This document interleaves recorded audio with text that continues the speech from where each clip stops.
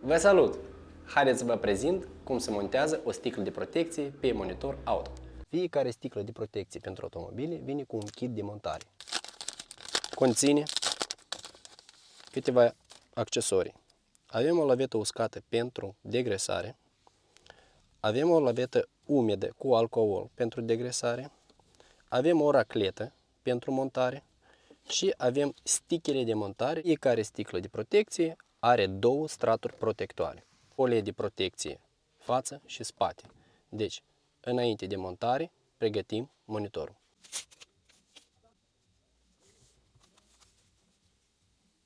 Degresăm suprafața bine. Ștergem cu o lavetă uscată care intră în kitul de montare. Verificăm prezența prafului pe monitor. Cu ajutorul stickerului îl eliminăm. Decupăm folia de protecție. Înainte de montare o centrăm.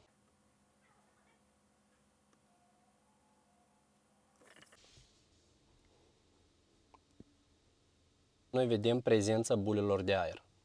Ca să eliminăm la 100% toate bulele de aer, eliminăm accesoriile de montare, luăm racleta și conducem bulă mare de aer spre acele mititele, spre buli mici și eliminăm în exterior.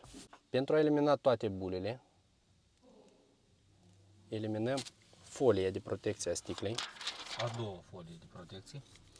Acum, iarăși, avem o bulă micuță. Ca să o eliminăm, trebuie bula mare să o îndreptăm spre bulă mică. Și, atent, o eliminăm. Și avem încă o bulă și una mică aici.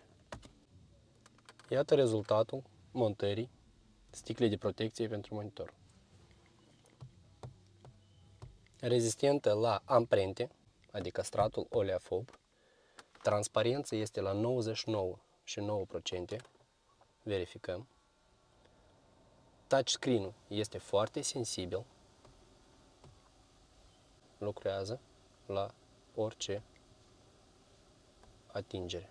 Bordul de protecție la noi va fi cu efect MAC. Iarăși, aceeași procedură. Degresăm suprafața cu șervețel. Ștergem suprafața cu lavetă uscată. Verificăm cu lanterna prezența prafului și eliminăm cu ajutorul stickerului.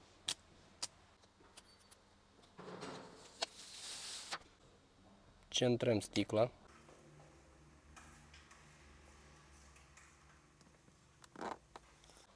Pentru comoditate putem elimina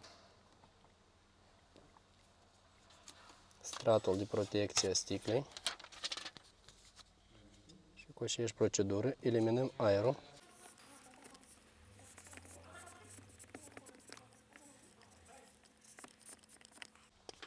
Această sticlă este cu efect mat.